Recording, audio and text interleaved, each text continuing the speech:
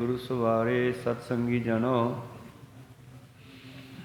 ਰੋਜ਼ਾਨਾ ਦੀ ਤਰ੍ਹਾਂ ਪਾਤਸ਼ਾਹ ਜੀ ਕੀ ਅਪਾਰ ਕਿਰਪਾ ਬਖਸ਼ਿਸ਼ ਦਾ ਸਦਕਾ ਅੰਮ੍ਰਿਤ ਵੇਲੇ ਤੋਂ ਲੈ ਕਰਕੇ ਹੀ ਪਾਤਸ਼ਾਹ ਜੀ ਦੇ ਚਰਨਾਂ ਕਮਲਾਂ ਵਿਖੇ ਹਾਜ਼ਰੀਆਂ ਲਵਾ ਰਹੇ ਹੋ। ਆਪ ਜੀ ਨਿਤਨੇਮ ਉਪਰੰਤ ਪਵਿੱਤਰ ਆਸਾ ਜੀ ਕੀ ਵਾਰ ਕੇ ਸ਼ਬਦ ਕੀਰਤਨ ਸਰਵਣ ਕਰ ਰਹੇ ਸੀ। ਆਓ ਮਨੋਬਿਰਤੀਆਂ ਗੁਰੂ ਚਰਨਾਂ ਨਾਲ ਜੋੜਦੇ ਹੋਏ ਗੁਰੂ ਚਰਨਾਂ ਵਿਖੇ ਲਵਾਈਏ ਹਾਜ਼ਰੀਆਂ। ਗੁਰੂ ਕਾ ਬਖਸ਼ਿਆ ਫਤਿਹ ਦਾ ਨਾਅਰਾ ਕਰੀਏ ਬੁਲੰਦ ਉਪਰੰਤ ਬਾਣੀ ਦੀ ਵਿਚਾਰ ਨਾਲ ਜੁੜਨਾ ਕਰਾਂਗੇ।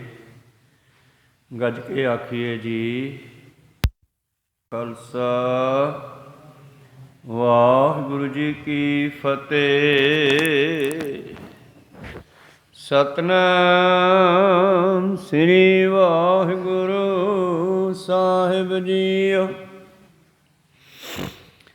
ਭਾਦੋਏ ਭਰਮ ਭੁਲਾਣੀਆਂ ਦੂਜੈ ਲੱਗਾ ਹੇਤ, ਲੱਖ ਸ਼ਿੰਗਾਰ ਬਨਾਇਆ ਕਾਰਜ ਨਾਹੀ ਕੇਤ। ਭਾਦੋਏ ਭਰਮ ਭੁਲਾਣੀਆਂ ਦੂਜੈ ਲੱਗਾ ਹੇਤ, ਲੱਖ ਸ਼ਿੰਗਾਰ ਬਨਾਇਆ ਕਾਰਜ ਨਾਹੀ ਕੇਤ। ਜਿਤ ਦਿਨ ਦੇਹ ਬਿਨ ਸਸੀ ਤਿਤ ਵੇਲੇ ਕਹਿਸਨ ਪ੍ਰੇਤ, ਪਕੜ ਚਲਾਇਨ ਦੂਤ ਜਮ ਕਿਸੈ ਨ ਦੇਣੀ ਭੇਤ।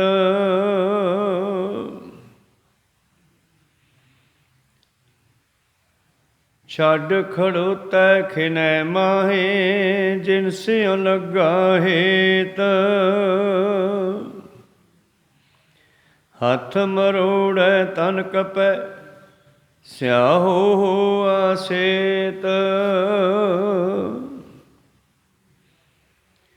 ਜੇਹਾ ਬੀਜੈ ਸੋ ਲੁਣੈ ਕਰਮਾ ਸੰਧੜਾ ਖੇਤ,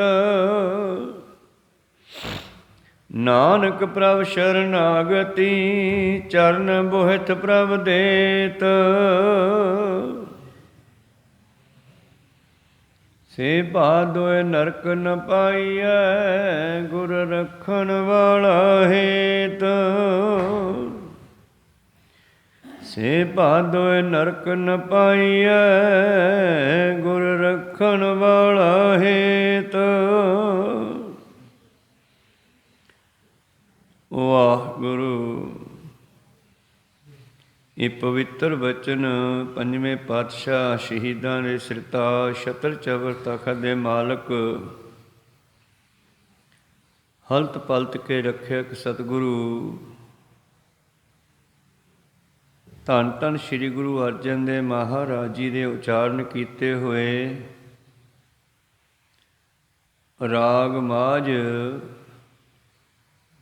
12 ਮਹਾਂ ਦਾ ਇਹ 7ਵਾਂ ਸ਼ਬਦ ਦੇਸੀ ਸਾਲ ਮੁਤਾਬਕ 6ਵਾਂ ਮਹੀਨਾ ਔਰ ਇਹਨਾਂ ਸਾਉਣ ਅਤੇ ਭਾਦੋਂ ਦੇ 2 ਮਹੀਨਿਆਂ ਵਿੱਚ ਜਿਹੜੀ ਰੁੱਤ ਹੁੰਦੀ ਹੈ ਉਹ ਹੁੰਦੀ ਹੈ ਪਾਵਸ ਦੀ ਵਰਸ਼ਾ ਦੀ ਰੁੱਤ, ਮੀਂਹ ਦੀ ਰੁੱਤ, ਵਰਖਾ ਦੀ ਰੁੱਤ ਇਸ 2 ਮਹੀਨਿਆਂ ਵਿੱਚ ਵਰਤਦੀ ਹੈ। ਧੰਨ ਧੰਨ ਸਾਹਿਬ ਸ੍ਰੀ ਗੁਰੂ ਅਰਜਨ ਦੇਵ ਮਹਾਰਾਜ ਜੀ ਇਹਨਾਂ ਪਵਿੱਤਰ ਬਚਨਾਂ ਰਾਹੀਂ ਕੀ ਬਖਸ਼ਿਸ਼ ਕਰਦੇ ਹਨ।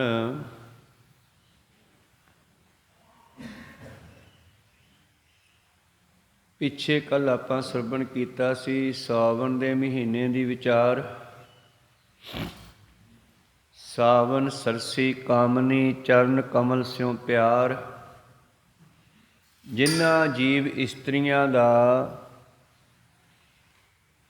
ਇਸ ਸੰਸਾਰ ਵਿੱਚ ਆ ਕੇ ਵੀ ਪਰਮੇਸ਼ਰ ਨਾਲ ਪਿਆਰ ਲੱਗਿਆ ਰਹਿੰਦਾ, ਮਾਨੋ ਸੰਸਾਰ ਪੇਕੇ ਹੈ ਅਤੇ ਪਰਮੇਸ਼ਰ ਦਾ ਘਰ ਸੱਚਖੰਡ ਸਹੁਰੇ ਹੈ। ਆਪਾਂ ਸਾਰੀਆਂ ਉਹਦੀਆਂ ਜੀਵ ਇਸਤਰੀਆਂ ਹਾਂ ਔਰ ਉਸ ਦੇ ਨਾਲੋਂ ਵਿਛੜ ਕੇ ਅਸੀਂ ਮਾਤ ਲੋਕ ਵਿੱਚ ਆਈਆਂ ਹਾਂ। ਜਿਵੇਂ ਕੋਈ ਬੱਚੀ ਵਿਛੜ ਕੇ ਪੇਕੇ ਜਾ ਬੈਠੇ, ਉਸੇ ਤਰ੍ਹਾਂ ਹੀ ਅਸੀਂ ਮਾਤ ਲੋਕ ਦੇ 84 ਲੱਖ ਜੂਨਾਂ ਵਿੱਚ ਚੱਲ ਰਹੇ ਹਾਂ। ਪਰ ਜਿਹੜੀਆਂ ਜੀਵ ਇਸਤਰੀਆਂ ਮਾਤ ਲੋਕ ਵਿੱਚ ਰਹਿੰਦੀਆਂ ਹੀ ਵੀ ਪਰਮੇਸ਼ਰ ਨੂੰ ਯਾਦ ਰੱਖਦੀਆਂ, ਸੱਚਖੰਡ ਬੈਠੇ ਪਰਮੇਸ਼ਰ ਪਤੀ ਨੂੰ ਯਾਦ ਰੱਖਦੀਆਂ, ਉਹ ਇੱਕ ਦਿਨ ਉਹਦੇ ਨਾਲ ਮਿਲ ਜਾਂਦੀਆਂ, ਉਹਨਾਂ ਨੂੰ ਆਪਣੇ ਨਾਲ ਮਿਲਾ ਲੈਂਦਾ। ਅਤੇ ਜਦੋਂ ਮਿਲਾ ਲੈਂਦਾ ਫਿਰ ਰਸ ਨਾਲ ਭਰ ਲੈਂਦੀਆਂ। ਸਾਵਨ ਸਰਸੀ ਕਾਮਨੀ ਚਰਨ ਕਮਲ ਸਿਉ ਪਿਆਰ, ਮਨ ਤਾਂ ਰੱਤਾ ਸੱਚ ਰੰਗ ਇੱਕੋ ਨਾਮ ਆਧਾਰ। ਇਹ ਕੱਲ੍ਹ ਦੇ ਸ਼ਬਦ ਵਿੱਚ ਆਪਾਂ ਸਰਵਣ ਕੀਤਾ ਸੀ। ਅੱਜ ਦੇ ਸ਼ਬਦ ਵਿੱਚ ਫਿਰ ਉਹਨਾਂ ਇਸਤਰੀਆਂ ਦੀ ਗੱਲ ਕਰਦੇ ਹੈ ਜਿਹੜੀਆਂ ਆਪਣੇ ਮਾਲਕ ਨੂੰ ਛੱਡ ਕੇ ਥਾਂ ਥਾਂ ਭਟਕਦੀਆਂ। ਸ਼ਬਦ ਹੈ, ਭਾ ਦੋਏ ਭਰਮ ਭੁਲਾਣੀਆਂ, ਦੂਜੈ ਲੱਗਾ ਹੇਤ, ਲੱਖ ਸ਼ਿਗਾਰ ਬਣਾਇਆ, ਕਾਰਜ ਨਾਹੀ ਕੇਤ।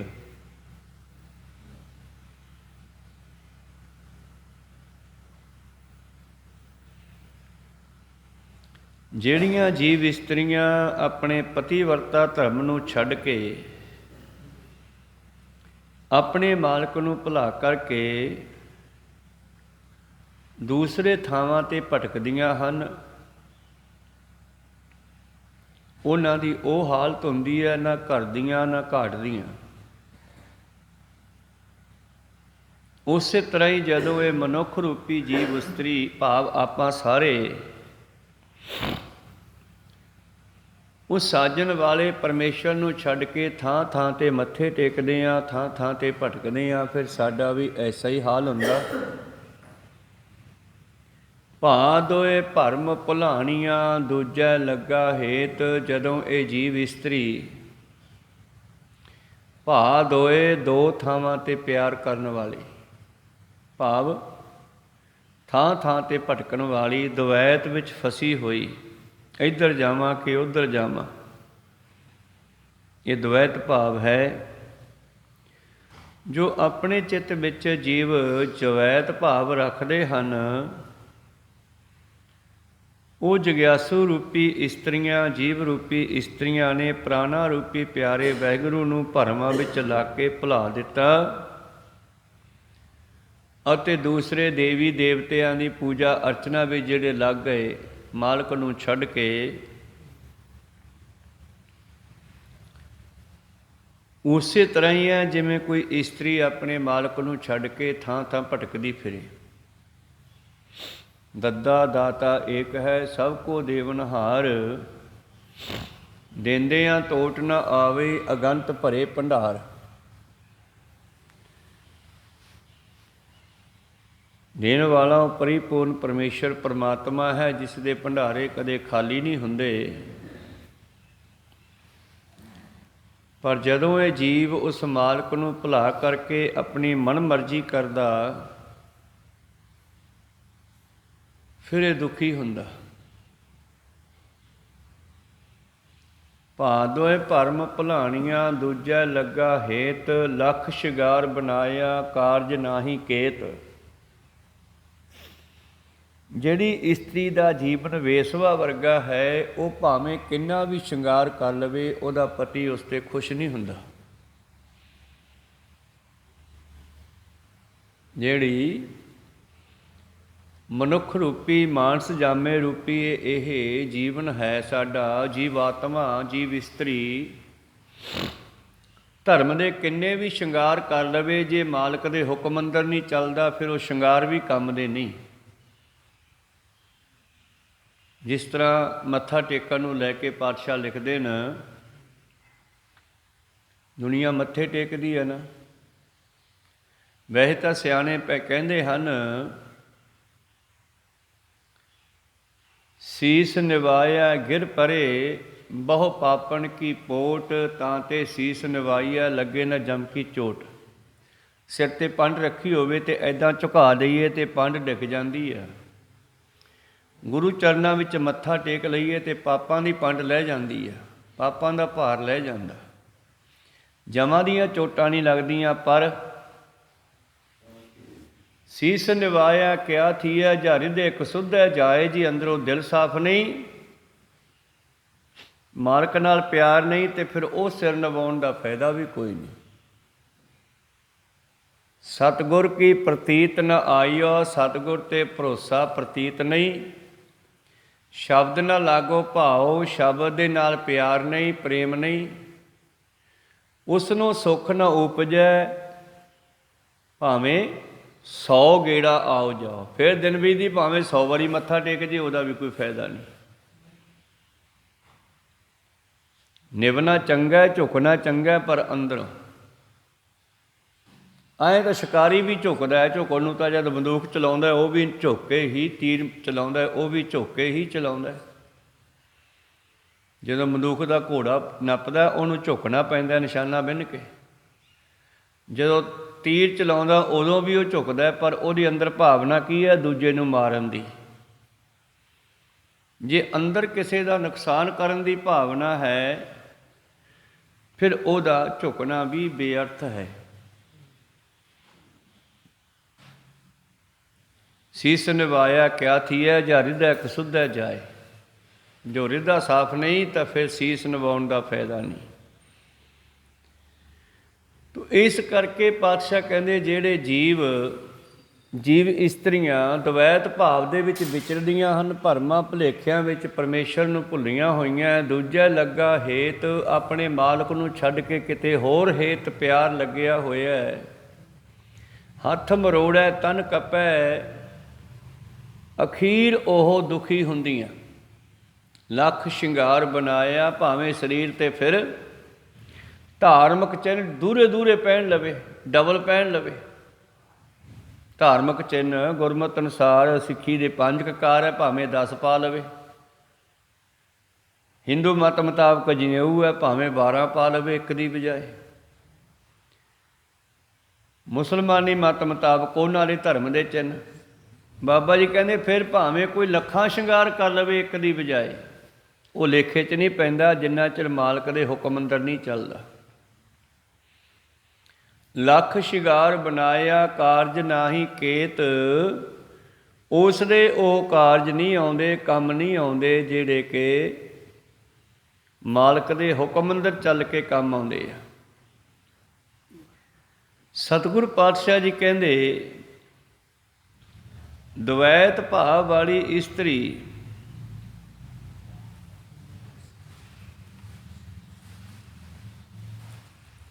ਜੀਵ ਇਸਤਰੀ ਜੀਵ ਆਤਮਾ ਆਪਣੀ ਸਭ ਦੀ ਗੱਲ ਹੈ, ਕਿਸੇ ਇਸਤਰੀ ਦੀ ਗੱਲ ਨਹੀਂ। ਇਹ ਮਨੁੱਖਾਂ ਦੀ ਵੀ ਵਿੱਚ ਇਹ ਗੱਲ ਹੈ।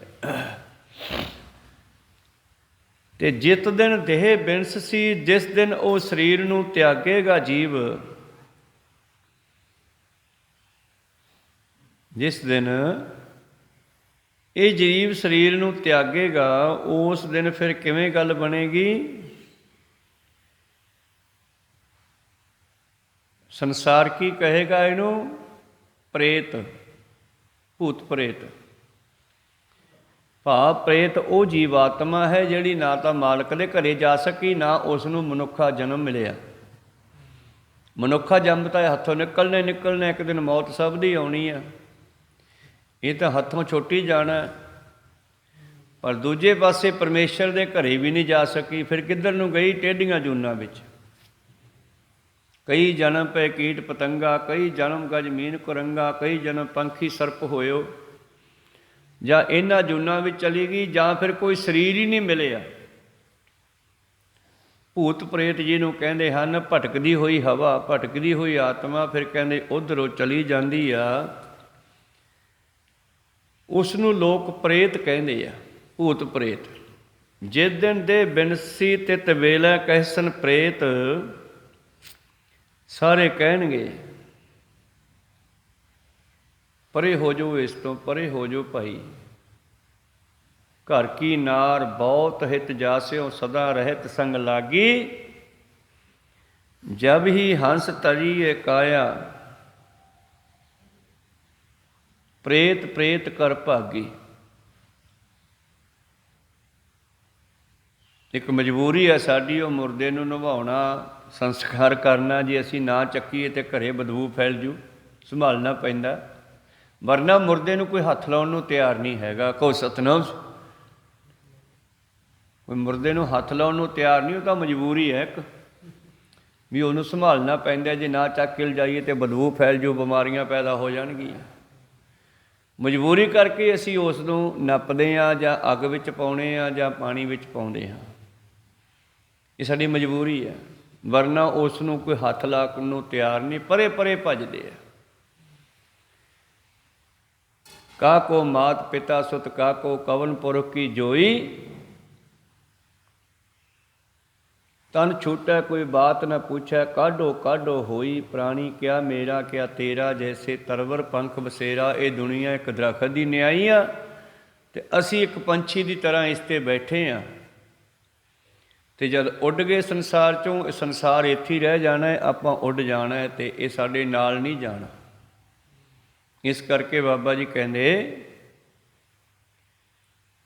ਜਿਤ ਦਿਨ ਦੇਹ ਬਿਨਸਸੀ ਤਿਤ ਵੇਲਾ, ਕਹਿਸਨ ਪ੍ਰੇਤ ਪਕੜ ਚਲਾਇਣ ਦੂਤ ਜਮ। ਅਤੇ ਫਿਰ ਇਸ ਦੀ ਜੀਵ ਆਤਮਾ ਨੂੰ ਪਰਮੇਸ਼ਰ ਦੇ ਕਰਿੰਦੇ ਜਮਦੂਤ, ਭਾਵ ਉਹਨਾਂ ਦੀ ਐਸੀ ਦਸ਼ਾ ਹੁੰਦੀ ਹੈ, ਉਹ ਫੜ ਕੇ ਲੈ ਜਾਂਦੇ ਨੇ ਧਰਮਰਾਜ ਦੇ ਜਮਦੂਤ। ਜਬਰਾਈਲ, ਮਕਾਇਲ, ਇਜਰਾਈਲ, ਇਸਰਾਈਲ ਆਦਿ ਇਸ ਸਥੂਲ ਸਰੀਰ ਦੇ ਵਿੱਚੋਂ ਸੂਖਮ ਸਰੀਰ ਨੂੰ ਫੜ ਕੇ ਲਿਜਾਣਾ ਕਰਦੇ ਹਨ। ਫਿਰ ਇਸ ਨੂੰ ਅੱਗੇ ਸਜ਼ਾਵਾਂ ਮਿਲਦੀਆਂ, ਅਤੇ ਜਿਸ ਵੇਲੇ ਉਹ ਲੈ ਕੇ ਜਾਂਦੇ ਆ, ਕੋਲੇ ਬੈਠਿਆਂ ਨੂੰ ਪਤਾ ਨਹੀਂ ਲੱਗਦਾ ਕਿ ਹੁਣੀ ਤਾਂ ਸਾਹ ਚੱਲਦਾ ਸੀ, ਬੰਦ ਵੀ ਹੋ ਗਿਆ, ਅਤੇ ਕਿੱਧਰ ਗਿਆ, ਕੌਣ ਨਿਕਲਿਆ ਵਿੱਚੋਂ, ਕਿਸੇ ਨਾ ਦੇਣੀ ਭੇਤ। ਪਕੜ ਚਲਾਇਣ ਦੂਤ ਜਮ, ਕਿਸੇ ਨਾ ਦੇਣੀ ਭੇਤ। ਕੋਲੇ ਬੈਠਿਆਂ ਨੂੰ ਪਤਾ ਨਹੀਂ ਲੱਗਦਾ ਜਦੋਂ ਸਰੀਰ ਛੱਡ ਕੇ ਜਾਂਦਾ ਜੀਵ। ਉਹ ਸੂਖਮ ਰੂਪ ਦੇ ਵਿੱਚ ਜਦੋਂ ਜੀਵ ਆਤਮਾ ਨਿਕਲਦੀ ਹੈ, ਸਵਾਸ ਪੂਰੇ ਹੋ ਗਏ, ਪਰੰਤੂ ਇਹ ਪਤਾ ਨਹੀਂ ਲੱਗਿਆ ਕਿੱਥੋਂ ਆਇਆ ਅਤੇ ਕਿੱਧਰ ਗਿਆ। ਜਾਂ ਜਾਂ ਪਕੜ ਚਲਾਇਆ ਵਣਜਾਰਿਆ ਮਿੱਤਰਾ, ਕਿਸੇ ਨਾ ਮਿਲਿਆ ਭੇਤ। ਭੇਤ ਚੇਤ ਹਰ ਕਿਸੇ ਨਾ ਮਿਲਿਆ, ਜਾਂ ਜਾਂ ਪਕੜ ਚਲਾਇਆ। ਝੂਠਾ ਰੁਦਨ ਹੋਆ ਦੁਆਲੇ, ਖਿਨਮੈ ਭਇਆ ਪਰਾਇਆ। ਇੱਕ ਛਿਨ ਪਹਿਲਾਂ ਕਹਿੰਦੇ ਸੀ ਮੇਰਾ ਮੇਰਾ ਮੇਰਾ, ਬਚ ਜੇ ਬਾਜੇ, ਪਰ ਜਦੋਂ ਮਰ ਗਿਆ ਕਹਿੰਦੇ ਹੁਣ ਮੇਰਾ ਨਹੀਂ ਆ, ਹੁਣ ਤੂੰ ਲੈ ਗਿਆ ਤੇ ਤੇਰਾ ਹੀ ਆ। ਛੱਡ ਕੇ ਸਾਰੇ ਪਾਸੇ ਹੋ ਜਾਂਦੇ ਆ। ਖਿਨਮੈ ਭਇਆ ਪਰਾਇਆ। ਵਣਜਾਰੇ ਸ਼ਬਦ ਦੇ ਵਿੱਚ ਪਾਤਸ਼ਾਹ ਜੀ ਨੇ ਸਰੀਰ ਦੀਆਂ 4 ਅਵਸਥਾ ਦੇ ਉੱਤੇ ਸ਼ਬਦ ਉਚਾਰੇ ਆ। ਵਣਜਾਰਿਆ ਮਿੱਤਰਾ, ਪਹਿਲੇ ਪਹਿਰੇ ਰਹਿਣ ਕੇ ਵਣਜਾਰਿਆ ਮਿੱਤਰਾ, ਪਾਇਆ ਉਧਰ ਮਝਾਰ। ਪਹਿਲਾ ਪਹਿਰ ਸਾਡਾ ਹੁੰਦਾ ਮਾਤਾ ਦੇ ਪੇਟ ਤੋਂ, ਜਿੱਥੇ ਸਾਨੂੰ ਭੇਜਿਆ ਜਾਂਦਾ।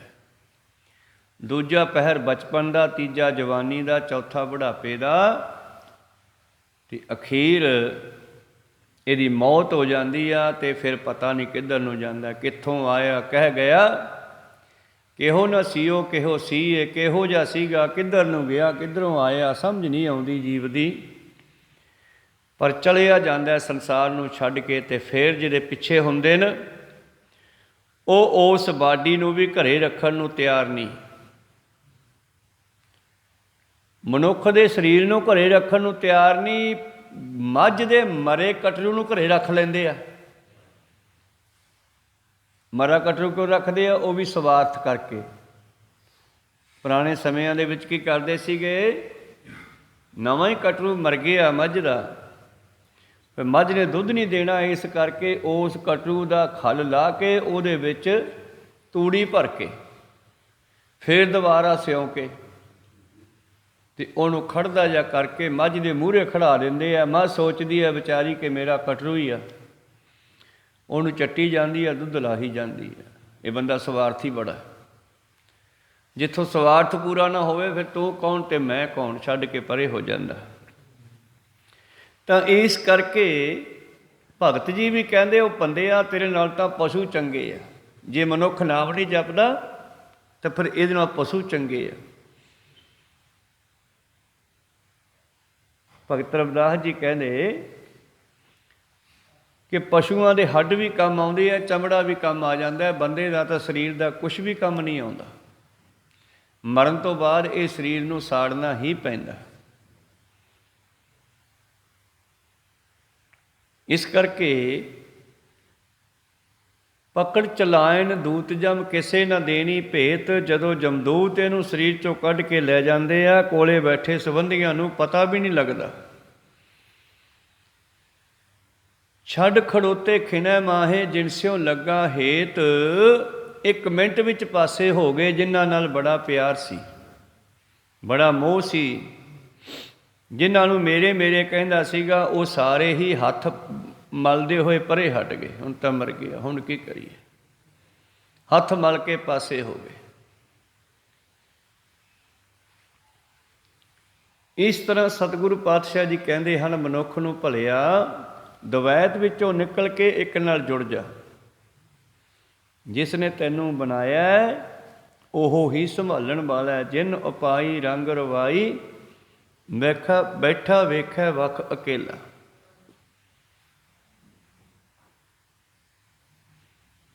ਅਖੀਰ ਤੇ ਇਹ ਸਰੀਰ ਇਉਂ ਸੜ ਜਾਂਦਾ ਜਿਵੇਂ ਲੱਕੜਾਂ ਦਾ ਪੂਲਾ ਸੜ ਜਾਂਦਾ। ਕੇਸ ਜਰੇ ਜੈਸੇ ਘਾਸ ਕਾ ਪੂਲਾ,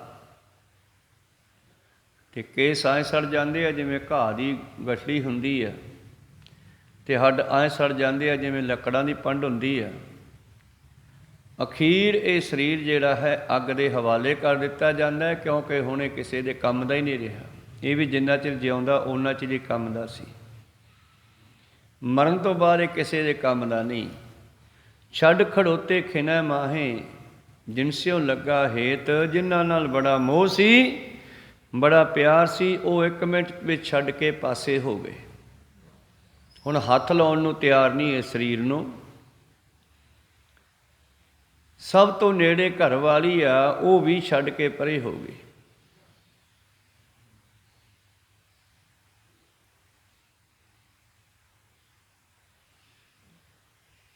ਤਾਂ ਘਰ ਵਾਲੀ ਜਿਹੜੀ ਹੈ ਕਹਿੰਦੇ ਦਿਹਲੀ ਤੱਕ ਨਾਲ ਜਾਂਦੀ ਆ, ਔਰ ਨਗਰ ਨਿਵਾਸੀ ਰਿਸ਼ਤੇਦਾਰ ਸਾਕ ਸੰਬੰਧੀ ਸ਼ਮਸ਼ਾਨ ਘਾਟ ਤੱਕ ਚਲੇ ਜਾਂਦੇ ਆ। ਤੇ ਉਸ ਤੋਂ ਅੱਗੇ ਹੰਸ ਅਕੇਲਾ ਜੀਵ ਨੂੰ ਇਕੱਲੇ ਨੂੰ ਜਾਣਾ ਪੈਂਦਾ। ਤੇ ਕਈ ਥਾਵਾਂ 'ਤੇ ਰਿਵਾਜ ਹੈ, ਜਿਸ ਵੇਲੇ ਸੰਸਕਾਰ ਹੁੰਦਾ ਨਾ, ਕਈ ਲੋਕ, ਪੁਰਾਣੇ ਲੋਕਾਂ ਨੂੰ ਪਤਾ ਇਹਨਾਂ ਰੀਤਾਂ ਦਾ, ਡੱਕੇ ਤੋੜ ਕੇ ਸਿੱਟਦੇ ਉਹਦੇ ਵਿੱਚ ਖਾ ਦੇ, ਵੀ ਡੱਕਿਆਂ ਨਾਲ ਕਿੰਨੀ ਕੁ ਅੱਗ ਵੱਧ ਜੂਗੀ।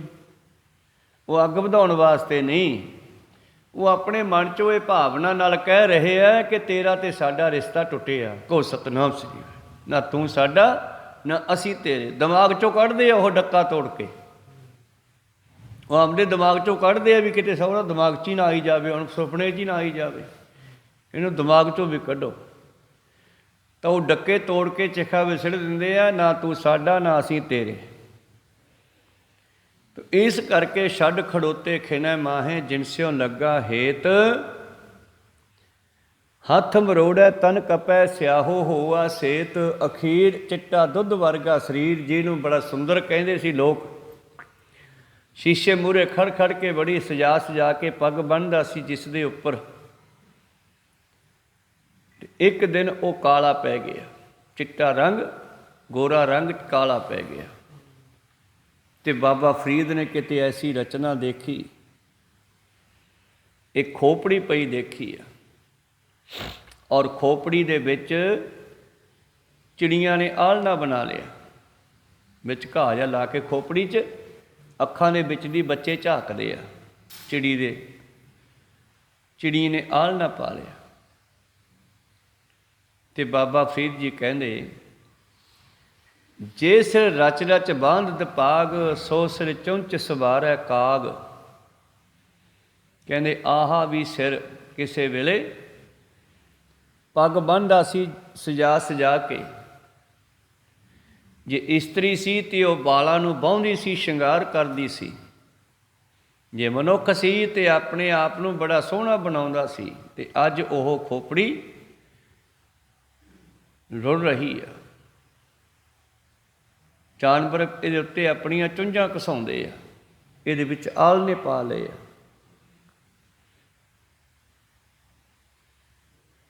ਮੈਂ ਭੁਲਾਵਾ ਪੱਗ ਦਾ ਮੱਤ ਮੈਲੀ ਹੋ ਜਾਏ। ਮੈਂ ਵਾਰ-ਵਾਰ ਹੱਥ ਮਾਰਦਾ ਕਿਤੇ ਪੱਗ ਤੇ ਰੇਤਾ ਨਾ ਲੱਗ ਜਾਵੇ। ਮੈਂ ਭੁਲਾਵਾ ਪੱਗ ਦਾ ਮੱਤ ਮੈਲੀ ਹੋ ਜਾਏ, ਗਹਿਲਾ ਰੂਹ ਨਾ ਜਾਣੀ, ਸਿਰ ਵੀ ਮਿੱਟੀ ਖਾਏ। ਤੂੰ ਪੱਗ ਦੀ ਕਿਹੜੀ ਗੱਲ ਕਰਦਾ, ਇਹ ਸਿਰ ਵੀ ਮਿੱਟੀ 'ਚ ਡੁੱਲ ਜੂਗਾ ਇੱਕ ਦਿਨ। ਪਰ ਉਸ ਤੋਂ ਪਹਿਲਾਂ ਅਸੀਂ ਇੱਕ ਨਾਲ ਜੁੜ ਜਾਈਏ, ਪਰਮੇਸ਼ਰ ਨਾਲ ਜੁੜ ਜਾਈਏ, ਉਸ ਦਵੈਤ ਕੱਢ ਕੇ ਗੁਰੂ ਵਾਲੇ ਬਣ ਜਾਈਏ। ਦਵੈਤ ਦਾ ਮਤਲਬ ਸੋਚਣਾ, ਅੰਮ੍ਰਿਤ ਛਕਾਂ ਕਿ ਨਾ ਛਕਾਂ। ਜੇ ਅੰਮ੍ਰਿਤ ਛਕ ਲਿਆ ਤਾਂ ਮੁੰਡੇ ਦਾ ਵਿਆਹ ਕਿਵੇਂ ਕਰਾਂਗੇ? ਵਿਆਹ ਦੇ ਵਿੱਚ ਅੰਮ੍ਰਿਤ ਤਾਂ ਨਹੀਂ ਅੜਦਾ ਗਾ ਨਾ, ਪਰ ਵਿਆਹ ਦੇ ਵਿੱਚ ਸ਼ਰਾਬ ਨਹੀਂ ਪੀਤੀ ਜਾਣੀ ਜੇ ਅੰਮ੍ਰਿਤ ਛਕ ਲਿਆ। ਕਹੋ ਸਤਨਾਮ ਸ੍ਰੀ। ਵਿਆਹ ਦੇ ਵਿੱਚ ਫਿਰ ਖਾਧਾ ਪੀਤਾ ਨਹੀਂ ਜਾਣਾਗਾ। ਰਿਸ਼ਤੇਦਾਰਾਂ ਨਾਲ ਬੈਠ ਕੇ ਜੇ ਅੰਮ੍ਰਿਤ ਛਕ ਲਿਆ, ਇਹ ਦਵਾਇਤ ਹੈ। ਛਕਾਂ ਕਿ ਨਾ ਛਕਾਂ, ਛਕਾਂ ਕਿ ਨਾ ਛਕਾਂ, ਗੁਰੂ ਵਾਲਾ ਬਣਾ ਕਿ ਨਾ ਬਣਾ। ਕਹੋ ਸਤਨਾਮ ਸ੍ਰੀ। ਜੇ ਕੋਈ ਕਿਸੇ ਨੂੰ ਕਹਿੰਦਾ ਵੀ ਲੈ ਅੰਮ੍ਰਿਤ ਛਕ ਲਾ, ਹੁਣ ਲੈ ਬਾਬਾ ਹਜੇ ਤਾਂ ਖਾਣ ਪੀਣ ਦਾ ਟਾਈਮ ਹੈ। ਜਵਾਨੀ ਵਿੱਚ ਕਹਿੰਦਾ ਹਜੇ ਤਾਂ ਖਾਣ ਪੀਣ ਦਾ ਟਾਈਮ ਹੈ। ਜਦੋਂ ਥੋੜ੍ਹਾ ਸਿਆਣਾ ਹੋ ਗਿਆ, ਬਾਲ ਬੱਚੇ ਹੋ ਗਏ, ਵੀ ਹੁਣ ਤਾਂ ਅੰਮ੍ਰਿਤ ਛਕ ਲਓ। ਉਹ ਕੋਈ ਨਹੀਂ, ਛਕ ਲਾਂਗੇ, ਹਜੇ ਬੱਚਿਆਂ ਨੂੰ ਸੰਭਾਲਣਾ ਹੈ, ਹਜੇ ਬੱਚੇ ਸੈੱਟ ਕਰਨੇ। ਬੱਚੇ ਵੀ ਸੈੱਟ ਹੋ ਕੇ ਬੁੱਢਾ ਹੋ ਗਿਆ। ਫਿਰ ਜੇ ਕੋਈ ਕਹਿੰਦਾ ਭਗਤ ਜੀ ਵਰਗਾ, ਕਬੀਰ ਸਾਹਿਬ ਵਰਗਾ, ਵੀ ਹੁਣ ਤਾਂ ਗੁਰੂ ਵਾਲਾ ਬਣ ਜਾ ਭਾਈ,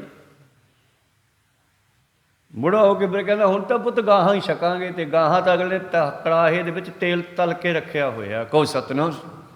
ਤਪਦੇ ਕੜਾਹੇ ਰੱਖੇ ਆ, ਉੱਥੇ ਅੰਮ੍ਰਿਤ ਦਾ ਬਾਟਾ ਨਹੀਂ ਹੈਗਾ। ਅੰਮ੍ਰਿਤ ਦਾ ਬਾਟਾ ਤਾਂ ਇਸੇ ਧਰਤੀ 'ਤੇ ਮਿਲਣਾ। ਇੱਥੇ ਗੁਰੂ ਆਇਆ, ਇੱਥੇ ਦੇਣ ਆਇਆ ਅੰਮ੍ਰਿਤ। ਇੱਥੋਂ ਗੁਰੂ ਵਾਲੇ ਬਣ ਕੇ ਉੱਥੇ ਜਾਇਆ ਜਾ ਸਕਦਾ। ਧਰਮਰਾਜ ਦੇ ਕੋਲ ਤਾਂ ਫਿਰ ਤਪਦਾ ਕੜਾਹ ਆ ਤੇਲ ਦਾ, ਲਹੂ ਪੂਣ ਦੇ ਨਰਕਾਂ ਵਿੱਚ ਸਿੱਟਿਆ ਜਾਵੇਗਾ ਫਿਰ, ਜੇ ਇੱਥੇ ਗੁਰੂ ਵਾਲਾ ਨਹੀਂ ਬਣਦਾ।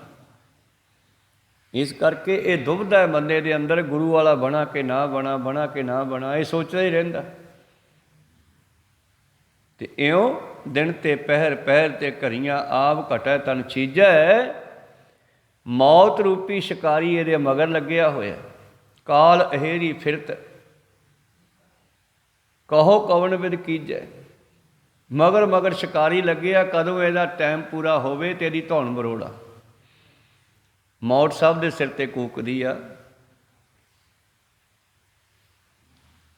ਪ੍ਰਾਣੀ ਸੋਧਨੇ ਆਵਣ ਲਾਗਾ, ਮਾਤ ਪਿਤਾ ਭਾਈ ਸੁਤ ਬੰਤਾ, ਕਹੋ ਕਉ ਹੈ ਕਾਕਾ ਕੌਣ ਕੀਧੈ। ਜਬ ਲਗ ਜੋਤ ਕਾਇਆ ਮੈਂ ਵਰਤੈ, ਆਪਾ ਪਸ਼ੂ ਨਾ ਬੂਝੈ।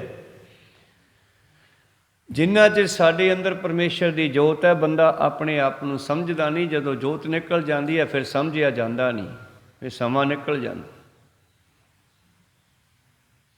ਲਾਲਚ ਕਰੈ ਜੀਵਨ ਪਦ ਕਾਰਨ, ਲੋਚਨ ਕਛੂ ਨਾ ਸੂਝੈ। ਅੱਖਾਂ ਨਾਲ ਦੇਖ ਰਿਹਾ ਮਰਦਿਆਂ ਨੂੰ, ਵੱਡੇ ਵੱਡੇ ਅਮੀਰਾਂ ਨੂੰ, ਪੈਸੇ ਵਾਲਿਆਂ ਨੂੰ ਤੁਰੇ ਜਾਂਦੇ ਵੇਖ ਰਿਹਾ। ਇੰਨੀ ਲੋਇਨੀ ਵੇਖਦਿਆਂ ਕੇਤੀ ਚੱਲ ਗਈ ਫਰੀਦਾ, ਲੋਕਾਂ ਆਪੋ ਆਪਣੀ ਮੈਂ ਆਪਣੀ ਪਈ। ਸਭ ਨੂੰ ਆਪੋ ਆਪਣੀ ਪਈ ਹੋਈ ਆ। ਇਹਨਾਂ ਅੱਖਾਂ ਦੇ ਨਾਲ ਵੇਖਦੇ ਹਾਂ। ਬਾਬਾ ਫਰੀਦ ਕਹਿੰਦਾ ਕਿੰਨੀ ਦੁਨੀਆ ਚਲੀ ਗਈ ਹੈ ਫਰੀਦਾ, ਜਿੱਥੇ ਆਸਣ ਹਮ ਬੈਠੇ ਕੇਤੇ ਬੈਸ ਗਏ। ਜਿੱਥੇ ਅੱਜ ਆਪਾਂ ਆ ਕੇ ਬੈਠੇ ਹਾਂ, ਇੱਥੇ ਆਪਣੇ ਤੋਂ ਪਹਿਲਾਂ ਕਿੰਨੇ ਬਜ਼ੁਰਗ ਆ ਕੇ ਚਲੇ ਗਏ, ਕਿੰਨੇ ਲੋਕ ਆ ਕੇ ਬੈਠ ਕੇ ਚਲੇ ਗਏ। ਆਪਾਂ ਵੀ ਚਲੇ ਜਾਣਾ, ਫਿਰ ਇੱਥੇ ਹੋਰ ਆ ਜਾਣਗੇ। ਇਹ ਧਰਤੀ ਤਾਂ ਇੱਥੇ ਹੀ ਪਈ ਰਹਿਣੀ ਆ, ਪਰ ਦੁਨੀਆ ਚੱਲਦੀ ਰਹਿਣੀ ਆ। ਮੇਰੇ ਪ੍ਰੀਤਮ ਜੀ ਕਹਿੰਦੇ, ਹੱਥ ਪਰੋੜੈ ਤਨ ਕੱਪੈ, ਸਿਆਹੋ ਹੋਆ ਸੇਤ। ਅਖੀਰੇ ਜੀਵ ਆਤਮਾ ਦੇ ਕੋਲੋਂ ਜਾਂ ਸਰੀਰ ਛਡਵਾਇਆ ਜਾਂਦਾ। ਕਈ ਵਾਰੀ ਮਰਦਾ ਨਹੀਂ ਨਾ ਬੰਦਾ, ਲਮਕ ਜਾਂਦਾ ਮੰਜੇ 'ਚ ਪਿਆ, ਸਰੀਰ ਛੱਡਣ ਨੂੰ ਜੀਅ ਨਹੀਂ ਕਰਦਾ ਗਾ, ਕਿਉਂਕਿ ਗਾਹਾਂ ਹਨੇਰਾ ਹੈ, ਦਿਸਦਾ ਹੈ ਕੁਛ ਨਹੀਂ, ਗਾਹਾਂ ਜਾਊਂ ਕਿੱਥੇ ਨਿਕਲ ਕੇ। ਹਨੇਰਾ ਇਸ ਕਰਕੇ ਹੈ ਕਿ ਗੁਰੂ ਦੇ ਕੋਲੋਂ ਗਿਆਨ ਦੀ ਬੱਤੀ ਲਈ ਨਹੀਂ, ਗੁਰੂ ਕੋਲੋਂ ਗਿਆਨ ਦਾ ਚਾਨਣ ਲਿਆ ਹੀ ਨਹੀਂ, ਗੁਰੂ ਵਾਲਾ ਬਣਿਆ ਨਹੀਂ। ਨਹੀਂ ਤਾਂ ਇਹਨੂੰ ਦੱਸ ਦਿੰਦਾ ਵੀ ਤੂੰ ਇੱਥੋਂ ਨਿਕਲ ਕੇ ਸੱਚਖੰਡ ਜਾਣਾ ਹੈ। ਪਰ ਉਹ ਮਹਾਂ ਸਿੰਘ ਦੇ ਸਾਥੀਆਂ ਦੀ ਤਰ੍ਹਾਂ ਮਹਾਂ ਸਿੰਘ ਕਹਿੰਦਾ, ਮਹਾਰਾਜ ਚਰਨੀ ਲਾ ਲਓ, ਵਿਦਾਵਾ ਪਾੜ ਕੇ ਟੁੱਟੀ ਗੰਢ ਲਓ, ਨਹੀਂ ਤਾਂ ਜਿੰਨੇ ਮੇਰੇ ਸਾਥੀ ਆ ਸਾਰਿਆਂ ਨੂੰ ਸੱਚਖੰਡ ਪ੍ਰਵੇਸ਼ ਬੰਦ ਹੋ ਗਿਆ। ਕਹਿੰਦੇ ਆ ਤੁਸੀਂ ਗੁਰੂ ਤੋਂ ਬੇਮੁਖ ਹੋ, ਤੁਸੀਂ ਗੁਰੂ ਵਾਲੇ ਨਹੀਂ ਬਣੇ, ਤੁਹਾਨੂੰ ਕੋਈ ਐਂਟਰੀ ਨਹੀਂ ਹੈ, ਚਲੇ ਜਾਓ ਇੱਥੋਂ। ਤੇ ਸਤਿਗੁਰੂ ਬਾਰ-ਬਾਰ ਕਹਿੰਦੇ ਆ ਟੁੱਟੀ ਹੁੱਟੀ ਤੂੰ ਆਪਦੇ ਵਾਸਤੇ ਕੁਛ ਮੰਗ। ਉਹ ਕਹਿੰਦਾ ਨਹੀਂ, ਮੇਰੇ ਵਾਸਤੇ ਨਹੀਂ ਮਹਾਰਾਜ, ਮੇਰੇ ਸਾਥੀ 40 ਜਿਹੜੇ ਮੇਰੇ ਨਾਲ ਸ਼ਹੀਦ ਹੋਏ ਆ ਉਹਨਾਂ ਦੀਆਂ ਰੂਹਾਂ ਭਟਕ ਰਹੀਆਂ। ਤੇ ਆਵਾਜ਼ ਆ ਰਹੀ ਆ, ਜਿੰਨਾ ਚਿਰ ਗੁਰੂ ਵਾਲੇ ਨਹੀਂ ਬਣਦੇ ਉਹਨਾਂ ਚਿਰ ਕੋਈ ਟਿਕਾਣਾ ਨਹੀਂ ਮੇਰੇ ਕੋਲ ਤੇਰਾ। ਅਖੀਰ ਜਦੋਂ ਗੁਰੂ ਗੋਬਿੰਦ ਸਿੰਘ ਜੀ ਨੇ ਵੇਖਿਆ ਮਹਾਂ ਸਿੰਘ ਹੋਰ ਕੁਛ ਨਹੀਂ ਮੰਗਦਾ, ਵਾਰ-ਵਾਰ ਇੱਕੋ ਗੱਲ ਕਹਿੰਦਾ ਜੀ ਵਿਦਾਵੇ ਵਾਲਾ ਕਾਗਜ਼ ਕਿੱਥੇ ਆਓ ਕੱਢੋ। ਤੇ ਅਖੀਰ ਪਾਤਸ਼ਾਹ ਨੇ ਖੀਸੇ ਵਿੱਚੋਂ ਵਿਦਾਵੇ ਵਾਲਾ ਕਾਗਜ਼ ਕੱਢਿਆ, ਸਿੱਧਾ ਕਰਕੇ ਖੋਲ੍ਹ ਕੇ ਚੰਗੀ ਤਰ੍ਹਾਂ ਮਹਾਂ ਸਿੰਘ ਦੀਆਂ ਅੱਖਾਂ ਦੇ ਸਾਹਮਣੇ ਕੀਤਾ। ਕਹਿੰਦੇ ਵੇਖ ਉਹੀ ਆ। ਕਹਿੰਦੇ ਜੀ ਉਹੀ ਆ, ਕਿਰਪਾ ਕਰਕੇ ਪਾੜ ਦਿਓ ਇਹਨੂੰ, ਟੁੱਟੀ ਗੰਢ ਲਓ। ਫਿਰ ਪਾਤਸ਼ਾਹ ਨੇ ਉਸ ਦੇ ਵੇਖਦਿਆਂ ਹੋਇਆਂ ਉਹ ਕਾਗਜ਼ ਪਾੜ ਕੇ ਹਵਾ ਵਿੱਚ ਉਡਾ ਦਿੱਤਾ, ਟੁੱਟੀ ਗੰਢੀ ਦਾ ਬਚਨ ਕੀਤਾ ਤੇ ਮਹਾਂ ਸਿੰਘ ਦੇ ਹਿਰਦੇ ਨੂੰ ਫਿਰ ਸ਼ਾਂਤੀ ਆਈ। ਫਿਰ ਉਸ ਨੇ ਸਰੀਰ ਤਿਆਗਿਆ। ਮਹਾਰਾਜ ਹੁਣ ਕਿਰਪਾ ਕਰੋ ਮੈਂ ਤੁਹਾਡੇ ਵਿੱਚ ਹੀ ਸਮਾ ਜਾਵਾਂ। ਇਉਂ ਸਤਿਗੁਰਾਂ ਦੀ ਗੋਦ ਵਿੱਚ ਸਿਰ ਰੱਖਿਆ ਹੋਇਆ ਮਹਾਂ ਸਿੰਘ ਨੇ ਤੇ ਆਪਣੇ ਪ੍ਰਾਣ ਤਿਆਗੇ। ਇਸ ਕਰਕੇ ਪਰ ਜੇ ਕੋਈ ਗੁਰੂ ਵਾਲਾ ਨਾ ਬਣਿਆ ਹੋਵੇ ਤੇ ਫਿਰ ਸਰੀਰ ਛੱਡਣ ਨੂੰ ਜੀ ਨਹੀਂ ਕਰਦਾ। ਹੱਥ ਮਰੋੜੈ ਤਨ ਕੱਪੈ, ਜਾਨ ਔਖੀ ਨਿਕਲਦੀ ਹੈ। ਜੋਰ ਨਾ ਜੀਵਨ ਮਰਨ ਨਾ ਜੋਰ। ਆਪਦੀ ਮਰਜ਼ੀ ਨਾਲ ਬੰਦਾ ਮਰ ਵੀ ਨਹੀਂ ਸਕਦਾ। ਤਾਂ ਪ੍ਰੀਤਮ ਜੀ ਕਹਿੰਦੇ ਫਿਰ ਇਹ ਜੀਵ ਸਰੀਰ ਨੂੰ ਛੱਡਦਾ ਹੋਇਆ ਬੜਾ ਦੁਖੀ ਹੁੰਦਾ। ਜਿਵੇਂ ਸੁਨਿਆਰਾਂ ਦੀ ਕੋਲ ਇੱਕ ਜਿੰਦਰੀ ਹੁੰਦੀ ਆ, ਲੋਹੇ ਦੀ ਪੱਤੀ ਹੁੰਦੀ ਆ, 5-4 ਸੂਤ ਮੋਟੀ, ਤੇ ਉਹਦੇ ਵਿੱਚ ਮੋਰੀਆਂ ਹੁੰਦੀਆਂ, ਵੱਡੀ ਫਿਰ ਛੋਟੀ, ਫਿਰ ਛੋਟੀ, ਫਿਰ ਛੋਟੀ, ਫਿਰ ਛੋਟੀ ਛੋਟੀ, ਐਂ ਕਰਦਿਆਂ ਕੀ ਕਰਦਾ ਸੁਨਿਆਰਾ ਉਹਦੇ 'ਚੋਂ ਸੋਨੇ ਦੀਆਂ ਤਾਰਾਂ ਨੂੰ ਖਿੱਚਦਾ। ਜਿਵੇਂ ਜਿਵੇਂ ਬਰੀਕ ਮੋਰੀਆਂ 'ਚੋਂ ਖਿੱਚਦਾ ਉਹ ਪਤਲੀ ਹੁੰਦੀ ਜਾਂਦੀ ਹੈ। ਇਸੇ ਤਰ੍ਹਾਂ ਹੀ ਇਹ ਜੀਵ ਨੂੰ ਵੀ ਸਰੀਰ ਦੇ ਵਿੱਚੋਂ ਕੱਢਿਆ ਜਾਂਦਾ ਜਦੋਂ ਇੰਨੇ ਬਰੀਕ ਛੇਕਾਂ ਦੇ ਵਿੱਚੋਂ, ਤਾਂ ਫਿਰ ਇਹਨੂੰ ਵੀ ਨਿਕਲਣਾ ਔਖਾ ਹੋ ਜਾਂਦਾ। ਤੇ ਕਬੀਰ ਸਾਹਿਬ ਜੀ ਕਹਿੰਦੇ ਮੁਕਤ ਦੁਆਰਾ ਸੰਕੁਰਾ ਰਾਈ ਦਸਮੈ ਭਾਏ। ਇਹ ਮੁਕਤੀ ਦਾ ਗੇਟ ਵੀ ਇੰਨਾ ਭੀੜਾ ਹੈ ਜਿਵੇਂ ਰਾਈ ਦੇ ਦਾਣੇ ਦੇ 10 ਹਿੱਸੇ ਕਰ ਲਓ, ਬਾਲ ਤੋਂ ਵੀ ਬਰੀਕ, ਇੰਨਾ ਬਰੀਕ ਹੈ ਮੁਕਤੀ ਦਾ ਦੁਆਰਾ। ਮੁਕਤ ਦੁਆਰਾ ਸੰਕੁਰਾ ਰਾਈ ਦਸਮੈ ਭਾਏ। ਮਨ ਤੋਂ ਮੈਗਲ ਹੋਏ ਰਹਾ ਤੇ ਸਾਡਾ ਮਨ ਤਾਂ ਹਾਥੀ ਬਣਿਆ ਫਿਰਦਾ। ਨਿਕਸਿਆ ਕਿਉਂ ਕਰ ਜਾਏ। ਇਹ ਕਿਵੇਂ ਟੱਪੂਗਾ ਇਸ ਮੁਕਤੀ ਦੇ ਵਿੱਚੋਂ, ਕਿਵੇਂ ਮੁਕਤ ਹੋਵੇਗਾ, ਇਸ ਦੁਆਰੇ 'ਚੋਂ ਕਿਵੇਂ ਲੰਘੇਗਾ। ਫਿਰ ਕਬੀਰ ਸਾਹਿਬ ਆਪ ਹੀ ਸਲਾਹ ਦਿੰਦੇ ਨੇ, ਕਬੀਰ ਐਸਾ ਸਤਿਗੁਰ ਜੇ ਮਿਲੈ ਤੁੱਠਾ ਕਰੇ ਪਸਾਓ। ਐਸਾ ਗੁਰੂ ਮਿਲ ਜਾਵੇ ਕਿਤੇ ਸਾਡੇ 'ਤੇ ਖੁਸ਼ ਹੋ ਜਾਵੇ, ਸਾਡੇ 'ਤੇ ਖੁਸ਼ ਹੋ ਕੇ ਸਾਡੇ 'ਤੇ ਬਖਸ਼ਿਸ਼ ਕਰ ਦੇਵੇ। ਮੁਕਤ ਦੁਆਰਾ ਮੋਕਲਾ ਸਹਿਜੀ ਆਵੋ ਜਾਓ। ਉਹ ਗਿਆਨ ਦੇ ਦੇਵੇ ਤੇ ਇਹੀ ਮੁਕਤੀ ਦਾ ਦੁਆਰਾ ਇੰਨਾ ਮੋਕਲਾ ਕਰ ਦਊਗਾ ਕਿ ਆਰਾਮ ਨਾਲ ਹੀ ਲੰਘੀ ਜਾ। ਕਹੋ ਸਤਿਨਾਮ। ਕਬੀਰ ਸਾਹਿਬ ਤਾਂ ਰੋਜ਼ ਹੀ ਆਉਂਦੇ ਜਾਣ ਲੱਗੇ। ਨਾਮ ਜਪਣ ਵਾਲੇ ਤਾਂ ਜਿਉਂਦੇ ਹੀ ਮੁਕਤ ਹੋ ਜਾਂਦੇ ਆ, ਰੋਜ਼ ਹੀ ਉਹ ਘਰ ਵੇਖ ਵੇਖ ਕੇ ਮੁੜਦੇ ਆ। ਕਹੋ ਸਤਿਨਾਮ ਸੀ। ਜੋ ਰਾਤ ਨੂੰ ਸੌਂਦੇ ਆ, ਸਰੀਰ ਨੂੰ ਮੰਜੇ 'ਤੇ ਛੱਡ ਕੇ ਰੋਜ਼ ਹੀ ਸੱਚਖੰਡ ਜਾਂਦੇ ਆ। ਨਿਕਲਦੇ ਆਪਾਂ ਵੀ ਆ ਰਾਤ ਨੂੰ ਸਰੀਰ ਨੂੰ ਛੱਡ ਕੇ ਸੁਪਨੇ 'ਚ, ਪਰ ਅਸੀਂ ਹੋਰ ਹੀ ਪਿਛਲੇ ਅਗਲੇ ਪਤਾ ਨਹੀਂ ਕਿੱਥੇ ਕਿੱਥੇ ਤੁਰੇ ਫਿਰਦੇ ਆ। ਤੜਕੇ ਦਿਨ ਚੜ੍ਹਦੀ ਨਾਲ ਫਿਰ ਆ ਕੇ ਵਿੱਚ ਵੜ ਜਾਂਦੇ ਆ, ਪਰ ਪਰਮੇਸ਼ਰ ਦੇ ਘਰ ਵੱਲ ਨਹੀਂ ਜਾਂਦੇ। ਪਰਮੇਸ਼ਰ ਵੱਲ ਉਹ ਜਾਵੇਗਾ ਜਿਹੜਾ ਦਿਨੇ ਵੀ ਪਰਮੇਸ਼ਰ ਨੂੰ ਯਾਦ ਕਰੇਗਾ। ਕਬੀਰ ਸੁਪਨੇ ਹੂੰ ਬਰਡਾਏ ਕੈ, ਮੁਖ ਤੇ ਨਿਕਸੈ ਰਾਮ। ਕੋਈ ਸੁਪਨੇ ਵਿੱਚ ਵਰਡਾ ਕੇ ਵਾਹਿਗੁਰੂ ਕਹਿ ਦੇ, ਰਾਮ ਕਹਿ ਦੇ, ਕੌਣ ਕਹੂਗਾ। ਜਿਹੜਾ ਸਾਰਾ ਦਿਨ ਜਪਦਾ ਉਹਨੂੰ ਸੁਪਨਾ ਉਹੋ ਜਿਹਾ ਹੀ ਆਊਗਾ ਨਾ। ਜੈਸੇ ਸੁਪਨੇ, ਜਿਹੋ ਜਿਹਾ ਜੀਵਨ ਆ ਉਹੋ ਜਿਹੇ ਸੁਪਨੇ ਆਉਂਦੇ ਆ। ਜ਼ਿਮੀਂਦਾਰ ਨੂੰ ਕਣਕ ਪੱਕੀ ਹੈ, ਉਹ ਰਾਤ ਨੂੰ ਵੀ ਰੌਲਾ ਪਾਈ ਜਾਂਦਾ, ਵੱਢ ਲਓ ਵੱਢ ਲਓ, ਬੱਦਲ ਆ ਗਏ, ਮੀਂਹ ਆ ਗਏ, ਸੁਪਨੇ 'ਚ, ਕਿਉਂਕਿ ਉਹਦਾ ਪਿਆਰ ਕਣਕ ਦੇ ਨਾਲ ਹੈ। ਕਹੋ ਸਤਿਨਾਮ। ਫਸਲ ਦੇ ਨਾਲ ਹੈ। ਉਹਨੂੰ ਰਾਤ ਨੂੰ ਵੀ ਸੁਪਨੇ ਵਿੱਚ ਫਸਲ ਦਿਸਦੀ ਹੈ। ਨਾਮ ਜਪਣ ਵਾਲਾ ਜਿਹੜਾ ਦਿਨੇ ਨਾਮ ਜਪਦਾ ਉਹ ਸੁਪਨੇ ਵਿੱਚ ਕਹੂਗਾ। ਤੇ ਇਹੋ ਜਿਹਿਆਂ ਦੇ ਵਾਸਤੇ ਕਬੀਰ ਸਾਹਿਬ ਜੀ ਕਹਿੰਦੇ ਮੇਰੇ ਚਮੜੇ ਦੇ ਜੋੜੇ ਬਣਾ ਦਿਓ। ਕਬੀਰ ਸੁਪਨੇ ਹੂੰ ਬਰਨਾਇਕ ਹੈ, ਜਹ ਮੁਖ ਨਿਕਸੈ ਰਾਮ। ਤਾਕੇ ਪਾਕੀ ਪਾਨ ਹੀ ਮੇਰੇ ਤਨ ਕੋ ਚਾਮ।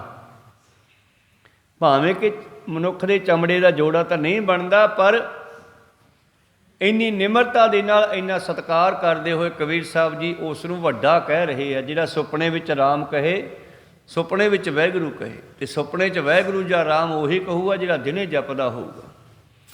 ਗੁਰੂ ਕਿਰਪਾ ਕਰਨ। ਪਰ ਇਹ ਜੀਵ ਜਿਹੜਾ ਗੁਰੂ ਵਾਲਾ ਨਹੀਂ ਬਣਿਆ, ਇਹਨੂੰ ਤਾਂ ਮਰਨਾ ਵੀ ਔਖਾ ਹੋ ਜਾਂਦਾ ਹੈ। ਹੱਥ ਮਰੋੜੈ ਤਨ ਕੱਪੈ, ਸਿਆਹੋ ਹੋਆ ਸੇਤ। ਤੇ ਹੁਣ ਇਹਦੇ ਹੱਥ ਮੁੜਦੇ ਐ, ਜਿਹਨੂੰ ਕਹਿੰਦੇ ਆ ਘੁੰਡ ਮੁੜ ਗਏ। ਔਖਾ ਹੁੰਦਾ, ਲੱਤਾਂ ਬਾਹਾਂ ਮਾਰਦਾ, ਸਰੀਰ ਛੱਡਣਾ ਵੀ ਔਖਾ ਹੋ ਜਾਂਦਾ, ਗੋਰਾ ਰੰਗ ਕਾਲਾ ਪੈ ਜਾਂਦਾ। ਜੇਹਾ ਬੀਜੈ ਸੋ ਲੁਣੈ, ਕਰਮਾ ਸੰਧੜਾ ਖੇਤ। ਹੁਣ ਐਂ ਕਿਉਂ ਕਰਦਾ ਬਾਬਾ ਜੀ ਇਹ? ਪਾਤਸ਼ਾਹ ਕਹਿੰਦੇ ਕੀਤੇ ਹੋਏ ਕਰਮਾਂ ਦਾ ਹਿਸਾਬ ਕਿਤਾਬ ਦੇ ਰਿਹਾ ਹੁਣੇ। ਕਹੋ ਸਤਿਨਾਮ। ਲੇਖਾ ਜੋਖਾ ਹੋ ਰਿਹਾ ਹੈ, ਤੇ ਉਹ ਲੇਖਾ ਜੋਖਾ ਦੇਣਾ ਔਖਾ ਹੋ ਰਿਹਾ ਹੁਣ ਇਸ ਨੂੰ, ਕਿਉਂਕਿ ਇਹਨੇ ਮਾੜੇ ਕਰਮ ਕੀਤੇ ਆ। ਪਰ ਹੁਣ ਉਹਨਾਂ ਨੂੰ ਭੋਗਣ ਵਾਸਤੇ ਇਸ ਨੂੰ ਅਗਲਾ ਇੰਤਜ਼ਾਮ ਕੀਤਾ ਜਾ ਰਿਹਾ, ਅਗਲੇ ਸਰੀਰ ਵਿੱਚ ਪਾਇਆ ਜਾ ਰਿਹਾ। ਇਹ ਸਰੀਰ 'ਚੋਂ ਕੱਢ ਕੇ ਫਿਰ ਜੋ ਮੰਗਿਆ ਠਾਕੁਰ ਆਪਣੇ ਤੇ ਸੋਈ ਸੋਈ ਦੇਵੈ। ਇਹ ਇਕੱਲਾ ਇੱਥੇ ਅਰਦਾਸ ਨਾਲ ਤਾਲਕ ਨਹੀਂ ਹੈਗਾ, ਇਹ ਉਸ ਗੱਲ ਨਾਲ ਵੀ ਤਾਲਕ ਹੈ ਕਿ ਅੰਤ ਵੇਲੇ ਮਰਨ ਵੇਲੇ ਕੈਸਾ ਫੁਰਨਾ ਬਣਾਉਂਦਾ, ਫਿਰ ਪਰਮੇਸ਼ਰ ਉਹਨੂੰ ਅਗਲਾ ਜਨਮ ਉਹੋ ਜਿਹਾ ਦੇ ਦਿੰਦਾ, ਕਿਉਂਕਿ ਪਰਮੇਸ਼ਰ ਬੜਾ ਵਿਸ਼ਾਲ ਹੈ। ਆਪਾਂ ਇੰਨਾ ਕੁ ਮੰਗਦੇ ਹਾਂ, ਉਹ ਗੱਫਾ ਭਰ ਕੇ ਦਿੰਦਾ। ਅੰਤ ਕਾਲ ਜੇ ਲక్ష్ਮੀ ਸਿਮਰੇ, ਹਾਏ ਮੈਂ ਮਰ ਗਿਆ, ਮੇਰੀ ਮਾਇਆ ਦਾ ਕੀ ਬਣੂ? ਤੇ ਪਾਤਸ਼ਾਹ ਕਹਿੰਦੇ ਕੋਈ ਗੱਲ ਨਹੀਂ, ਤੈਨੂੰ ਹੀਰੇ ਜਵਾਹਰਾਤਾਂ ਵਿੱਚ ਸੱਪ ਬਣਾ ਦਿੰਦੇ ਆ, ਉੱਥੇ ਬੈਠਾ ਰਹੀ, ਕੋਈ ਚੱਕੂਗਾ ਨਹੀਂ, ਡਰਦਾ। ਕਿਉਂਕਿ ਸੱਪਾਂ ਤੋਂ ਆਪਾਂ ਡਰਦੇ ਆ, ਬੰਦਾ ਡਰਦਾ। ਅੰਤ ਕਾਲ ਜੇ ਲక్ష్ਮੀ ਸਿਮਰੇ, ਐਸੀ ਚਿੰਤਾ ਮੈਂ ਜੇ ਮਰੇ, ਸਰਪ ਜੋਨ ਬਲਬਲ ਔਤਰੇ, ਅਰੀ ਬਾਈ ਗੋਬਿੰਦ ਨਾ ਮਤ ਬੀਸਰੇ। ਅੰਤ ਕਾਲ ਜੇ ਲੜਕੇ ਸਿਮਰੇ, ਜੇ ਮਰਦਾ ਹੋਇਆ ਅੰਤ ਕਾਲ ਜੇ ਮੰਦਰ ਸਿਮਰੇ, ਐਸੀ ਚਿੰਤਾ ਮੈਂ ਜੇ ਮਰੇ, ਪ੍ਰੇਤ ਜੋਨ ਬਲ ਬਲ ਉਤਰੇ। ਮੇਰੀ ਕੋਠੀ ਰਹਿ ਗਈ, ਮੈਂ ਤਾਂ ਮਰ ਗਿਆ, ਹੁਣ ਮੈਂ ਕਿੱਥੇ ਰਹੂੰਗਾ? ਇਹ ਅਗਿਆਨਤਾ ਮਨੁੱਖ ਦੀ। ਘਰ ਕੋਠੀਆਂ ਸਰੀਰਾਂ ਦੇ ਰਹਿਣ ਵਾਸਤੇ, ਆਤਮਾ ਦੇ ਵਾਸਤੇ ਨਹੀਂ। ਆਤਮਾ ਵਾਸਤੇ ਸਰੀਰ ਹੈ ਤੇ ਜਾਂ ਪਰਮੇਸ਼ਰ ਦਾ ਘਰ ਹੈ। ਪਰ ਇਹ ਕਹਿੰਦਾ ਮੈਂ ਕੋਠੀ 'ਚ ਰਹਿਣਾ ਸੀਗਾ। ਪਾਤਸ਼ਾਹ ਕਹਿੰਦੇ ਚਲੋ ਠੀਕ ਹੈ, ਤੂੰ ਫਿਰ ਬਿਨਾਂ ਸਰੀਰ ਤੋਂ ਭੂਤ ਪ੍ਰੇਤ ਬਣ ਕੇ ਕੋਠੀ 'ਚ ਭਟਕਦਾ ਰਹੇ। ਇਹੋ ਜਿਹੇ ਕਈ ਬੰਗਲੇ ਬਾਹਰਲੇ ਦੇਸ਼ਾਂ ਵਿੱਚ ਖਾਲੀ ਪਏ ਆ, ਜਿਨ੍ਹਾਂ ਵਿੱਚ ਉਹਨਾਂ ਦੇ ਮਾਲਕ ਭੂਤ ਪ੍ਰੇਤ ਬਣ ਕੇ ਭਟਕ ਰਹੇ ਆ, ਤੇ ਲੋਕ ਡਰਦੇ ਉਹਨਾਂ 'ਚ ਵੜਦੇ ਨਹੀਂ। ਕਹੋ ਸਤਿਨਾਮ ਸ੍ਰੀ। ਅੰਤ ਕਾਲ ਜੇ ਇਸਤਰੀ ਸਿਮਰੇ, ਐਸੀ ਚਿੰਤਾ ਮੈਂ ਜੇ ਮਰੇ, ਬੇਸਵਾ ਜੋਨ ਬਲ ਬਲ ਉਤਰੇ। ਮੇਰੀ ਇਸਤਰੀ, ਮੈਂ ਮਰ ਗਿਆ, ਮੇਰੀ ਇਸਤਰੀ ਦਾ ਕੀ ਬਣੂਗਾ?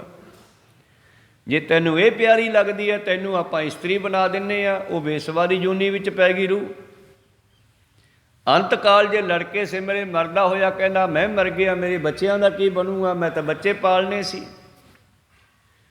ਤੇ ਪਾਤਸ਼ਾਹ ਕਹਿੰਦੇ ਜੇ ਬੱਚੇ ਪਾਲਣੇ ਆ, ਫਿਰ ਸੂਰੀ ਬਣਾ ਦਿੰਦੇ ਆ, ਉਹਦੇ 18-20 ਹੁੰਦੇ ਆ, ਨਿੱਕੇ ਨਿੱਕੇ ਚੂੰ ਚੂੰ ਕਰਦੇ ਮਗਰੇ ਮਗਰ ਲੱਗੇ ਰਹਿੰਦੇ ਆ। ਕਹੋ ਸਤਿਨਾਮ ਸ੍ਰੀ। ਇਹ ਗੁਰੂ ਪਿਆਰਿਓ ਸਿਆਣਿਆਂ ਨੇ ਮਾਨੋ ਇੱਕ ਸਾਨੂੰ ਨਾ ਨਕਸ਼ਾ ਖਿੱਚੇ ਵਿਖਾਤਾ ਸਾਡੇ ਜੀਵਨ ਦਾ, ਸਾਡੇ ਫੁਰਨਿਆਂ ਦਾ, ਸਾਡੀ ਸੋਚ ਦਾ, ਵੀ ਇਹ ਸੋਚਦਾ ਤੈਨੂੰ ਕੀ ਫਲ ਮਿਲੇਗਾ। ਬੰਦੇ 2-4 ਬੱਚੇ ਅੱਜ ਕੱਲ੍ਹ ਤੇ ਸੂਰੀ ਦੇ 18-20 ਹੁੰਦੇ ਆ, ਲਈ ਫਿਰੀ ਮਗਰ ਮਗਰ। ਅੰਤ ਕਾਲ ਜੇ ਲੜਕੇ ਸਿਮਰੇ, ਐਸੀ ਚਿੰਤਾ ਮੈਂ ਜੇ ਮਰੇ, ਸੂਕਰ ਜੋਨ ਹੋਏ ਬਲ ਬਲ ਔਤਰੇ। ਫਿਰ ਨਿਕਲੇਗਾ ਕਿਵੇਂ ਮਹਾਰਾਜ? ਇਹ ਵੀ ਦੱਸ ਦਿਓ। ਕਹਿੰਦੇ ਅੰਤ ਕਾਲ ਨਾਰਾਇਣ ਸਿਮਰੇ, ਜੇ ਮਰਦਾ ਹੋਇਆ ਵਾਹਿਗੁਰੂ ਕਹੇ, ਰਾਮ ਕਹੇ, ਮਹਾਰਾਜ ਰੱਖ ਲਓ ਹੁਣ ਮੈਂ ਤੇਰਾ ਹੀ ਹਾਂ। ਅੰਤ ਕਾਲ ਨਾਰਾਇਣ ਸਿਮਰੇ, ਐਸੀ ਚਿੰਤਾ ਮੈਂ ਜੇ ਮਰੇ, ਬਾਦਤ ਤਲੋਚਨ ਤੇ ਨਰ ਮੁਕਤਾ, ਪੀਤੰਬਰ ਵਾਕੇ ਹਿਰਦੈ ਵਸੇ। ਪੀਤੰਬਰ ਪੀਲਾ, ਅੰਬਰ ਕੱਪੜਾ, ਉਹ ਸੁਨਹਿਰੀ ਸਰੂਪ ਵਾਲਾ ਪਰਮੇਸ਼ਰ ਅਖੀਰ ਉਹਦੇ ਹਿਰਦੇ ਵਿੱਚ ਆ ਕੇ ਵਸ ਜਾਂਦਾ, ਤੇ ਉਸ ਰੂਹ ਨੂੰ ਆਪਣੇ ਵਿੱਚ ਮਿਲਾ ਲੈਂਦਾ, ਜਿਵੇਂ ਭਾਈ ਮਹਾਂ ਸਿੰਘ ਨੂੰ ਗੁਰੂ ਸਾਹਿਬ ਨੇ ਆਪਣੇ ਵਿੱਚ ਮਿਲਾ ਲਿਆ ਆਖਰੀ ਸਮੇਂ ਦਰਸ਼ਨ ਦੇ ਕੇ। ਪ੍ਰੀਤਮ ਜੀ ਕਹਿੰਦੇ ਜੇਹਾ ਬੀਜੈ ਸੋ ਲੁਣੈ, ਕਰਮਾ ਸੰਧੜਾ ਖੇਤ, ਨਾਨਕ ਪ੍ਰਭ ਸ਼ਰਨਾਗਤੀ। ਪਾਤਸ਼ਾਹ ਕਹਿੰਦੇ ਫਿਰ ਜਿਹੋ ਜਿਹਾ ਜੀ ਬੀਜਦਾ, ਫਿਰ ਇਸ ਨੂੰ ਵੱਢਣਾ ਪੈਂਦਾ। ਤੇ ਵੱਢਣ ਲੱਗਿਆ ਫਿਰ ਜੇ ਮਾੜਾ ਬੀਜਿਆ, ਤੇ ਫਿਰ ਮਾੜਾ ਵੱਢਦਿਆਂ ਫਿਰ ਰੋਂਦਾ। ਲੋੜ ਹੈ ਦਾਖ ਬਜੌਰੀਆਂ, ਕਿੱਕਰ ਬੀਜਿਆ ਜੱਟ, ਦੂਜਿਆਂ ਵਾਸਤੇ ਕੰਡੇ ਬੀਜੇ, ਆਪਦੇ ਵਾਸਤੇ ਦਾਖਾਂ ਭਾਲਦਾ।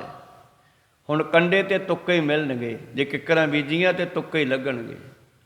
ਉਹਨੂੰ ਅੰਗੂਰ ਨਹੀਂ ਲੱਗਦੇ, ਦਾਖਾਂ ਨਹੀਂ ਲੱਗਦੀਆਂ। ਦਾਖ ਅੰਗੂਰ ਤੋਂ ਬਣਦੀ ਹੈ।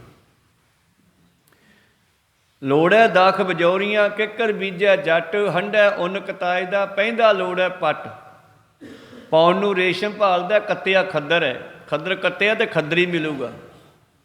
ਭਾਵ ਜਿਹੋ ਜਿਹੇ ਕਰਮ ਕੀਤੇ ਆ ਉਹੇ ਜਿਹੇ ਭੋਗਣੇ ਪੈਣਗੇ। ਕਾਤਮ ਕਰਮ ਕਮਾਵਣੇ, ਦੋਸ਼ ਨ ਕਾਹੂ ਜੋਗ, ਪਰਮੇਸ਼ਰ ਤੇ ਭੁੱਲਿਆ ਵਿਆਪਨ ਸਭੇ ਰੋਗ। ਆਖਰੀ ਪੰਕਤੀ ਵਿੱਚ ਬਾਬਾ ਜੀ ਕਹਿੰਦੇ, ਨਾਨਕ ਪ੍ਰਭ ਸਰਨਾਗਤੀ, ਚਰਨ ਬੋਹਿਤ ਪ੍ਰਭ ਦੇਤ। ਬੋਹਿਤ ਹੁੰਦਾ ਕਿਸ਼ਤੀ, ਬੇੜਾ। ਧੰਨ ਗੁਰੂ ਨਾਨਕ ਪੰਜਵੇਂ ਅਰਜਨ ਸਤਿਗੁਰੂ ਮਹਾਰਾਜ ਜੀ, ਪੰਜਵੇਂ ਨਾਨਕ ਗੁਰੂ ਅਰਜਨ ਦੇਵ ਜੀ ਮਹਾਰਾਜ ਕਹਿੰਦੇ, ਹੇ ਨਾਨਕ ਆ ਪ੍ਰਭੂ ਦੀ ਸ਼ਰਨ ਲੈ ਲਈਏ, ਉਹਦੇ ਚਰਨਾਂ ਰੂਪੀ ਬੇੜੇ ਵਿੱਚ ਸਵਾਰ ਹੋ ਜਾਈਏ ਤੇ ਸੰਸਾਰ ਸਮੁੰਦਰ ਚੋਂ ਨਿਕਲ ਜਾਈਏ। ਨਾਨਕ ਪ੍ਰਭ ਸ਼ਰਨਾਗਤੀ, ਚਰਨ ਬੋਹਿਤ ਪ੍ਰਭ ਦੇਤ। ਜਿਨ੍ਹਾਂ ਨੂੰ ਗੁਰੂ ਆਪਣੇ ਚਰਨਾਂ ਦੇ ਵਿੱਚ ਬਿਠਾ ਲੈਂਦਾ ਹੈ, ਆਪਣੇ ਚਰਨਾਂ ਨਾਲ ਜੋੜ ਲੈਂਦਾ ਹੈ, ਜਿਹੜੇ ਨਾਮ ਰੂਪੀ ਬੇੜੇ ਵਿੱਚ ਸਵਾਰ ਹੋ ਜਾਂਦੇ ਹਨ, ਸੇ ਭਾਦੋਏ ਨਰਕ ਨ ਪਾਈਐ। ਉਹ ਇਹ ਸੰਸਾਰ ਸਮੁੰਦਰ ਦੇ ਭਾਦੋਏ, ਭਰਮਾਂ ਭੁਲੇਖਿਆਂ ਦੇ ਸੰਸਾਰ ਚੋਂ ਨਿਕਲ ਜਾਂਦੇ ਹਨ। ਉਹ ਨਰਕਾਂ ਵਿੱਚ ਨਹੀਂ ਜਾਂਦੇ। ਗੁਰ ਰੱਖਣ ਵਾਲਾ ਹੇਤ, ਉਹਨਾਂ ਨੂੰ ਗੁਰੂ ਦਾ ਪਿਆਰ ਹੀ ਬਚਾਉਣ ਵਾਲਾ ਹੈ। ਜਿਨ੍ਹਾਂ ਨੇ ਗੁਰੂ ਨਾਲ ਹੇਤ ਕੀਤਾ ਉਹ ਬਚ ਗਏ, ਉਹ ਨਿਕਲ ਗਏ ਸੰਸਾਰ ਸਮੁੰਦਰ ਚੋਂ। ਉਹ ਤਾਂ ਉਸ ਰਸਤੇ ਹੀ ਨਹੀਂ ਜਾਂਦੇ ਜਿਹੜੇ ਰਸਤੇ ਸੰਸਾਰ ਜਾਂਦਾ ਹੈ, ਉਹਨਾਂ ਦਾ ਰਸਤਾ ਹੀ ਅਲੱਗ ਹੁੰਦਾ।